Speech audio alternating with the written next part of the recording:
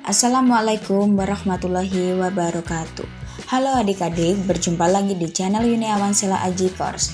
Di video kali ini saya akan membahas tentang materi fisika, yaitu besaran dan pengukuran. Agar lebih seru, yuk simak videonya. Oke, sebelum masuk pembahasan, buat yang baru pertama menonton channel Yuniawan Sela Aji Course, channel ini membahas tentang materi matematika, fisika, kimia, dan biologi. Jangan lupa klik subscribe dan nyalakan notifikasinya agar tidak ketinggalan video menarik dari kami. Oke, sebelum kita membahas lebih lanjut tentang bab pengukuran dan besaran, di sini kita akan membahas dua hal, yaitu besaran dan pengukuran. Di besaran nanti kita akan membahas tiga hal, yaitu besaran pokok dan turunan. Terus yang kedua, kenapa besaran pokok cuma ada 7, kenapa nggak 10 atau bahkan 100. Yang ketiga, apa sih konversi satuan itu? Nah, di bab pengukuran kita akan membahas tiga hal juga. Yang pertama, apa sih yang dimaksud pengukuran? Yang kedua, ada berapa macam pengukuran itu? Dan yang terakhir, jelaskan macam-macam pengukuran. Nah, di sini ada contoh kasus yang pertama, yaitu kuda yang sedang berlari dan mobil Formula One yang sedang bertanding. Di sini kita tahu bahwa mobil Formula One lebih cepat kecepatannya dibanding dengan kuda yang sedang berlari. Tapi kita nggak tahu nih berapa kali kecepatan mobil Formula One yang sedang melaju dibanding kecepatan kuda yang sedang berlari. Misal kita kasih informasi bahwa mobil Formula One memiliki kecepatan 150 km per jam dan kuda yang sedang berlari memiliki kecepatan 50 km per jam. Kita tahu bahwa mobil Formula One kecepatannya lebih cepat 3 kali lipat dibanding dengan kuda yang sedang berlari. Di situ kita bisa menyimpulkan bahwa jika kita ingin mengukur suatu benda, kita dapat membandingkan benda satu dengan benda yang lain.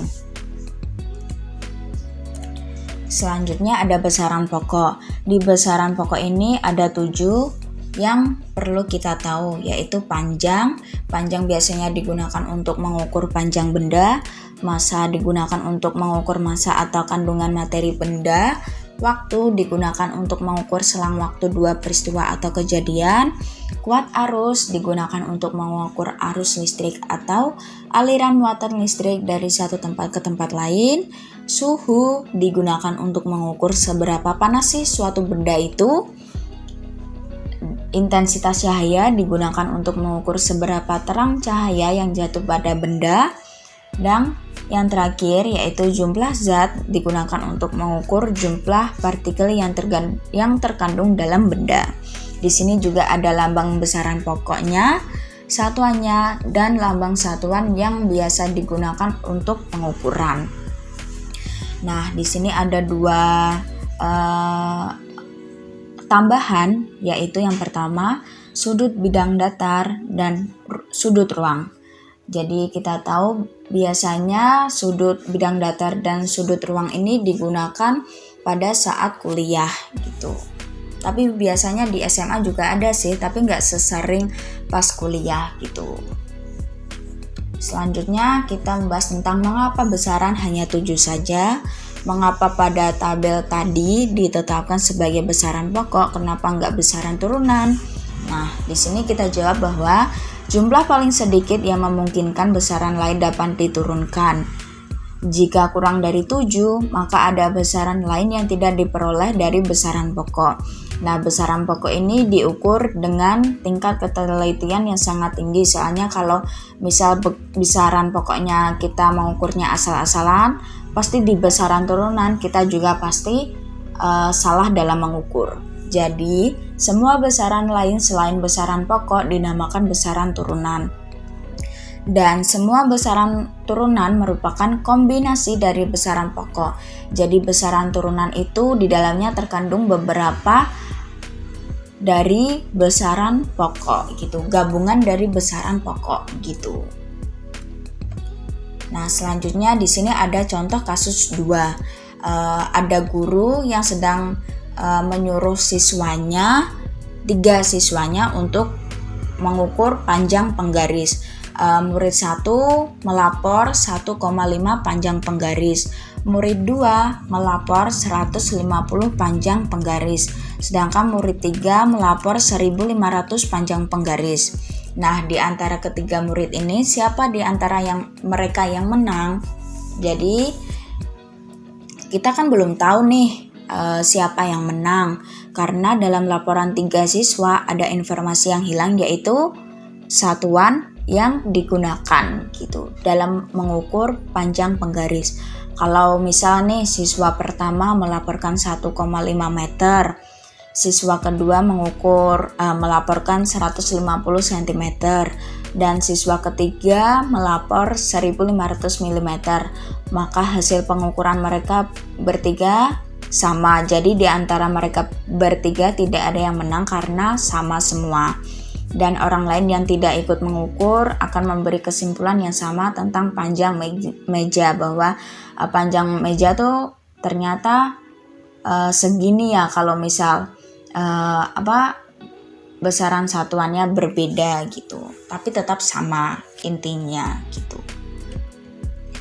Terus di sini ada satuan pengukuran baku, satuan pengukuran tidak baku, dan satuan sistem internasional. Dalam satuan pengukuran baku yaitu satuan yang diterima secara umum dan terdefinisi dengan nilai pastinya. Jadi sudah ada ketentuan dalam satuan pengukuran baku gitu. Sudah dari sononya lah, satuan pengukuran baku tuh udah pasti benar gitu. Contohnya yaitu meter, kaki, inci, mil,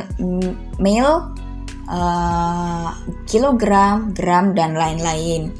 Nah, satuan pengukuran tidak baku. Di satuan pengukuran tidak baku yaitu satuan yang dalam pengukurannya berbeda setiap orang. Misal nih hasta, jengkal, depa. Kalau contoh ya, misal seorang guru menyuruh seorang murid satu dengan murid yang lain. Misal murid satu mendapatkan mengukur meja mendapatkan 8 jengkal, sedangkan murid 2 mendapatkan 9 jengkal. Nah, setiap jengkal murid 1 dan murid 2 kan berbeda. Nah, itu dinamakan satuan pengukuran tidak baku karena setiap orang tuh punya pengukuran yang berbeda-beda gitu.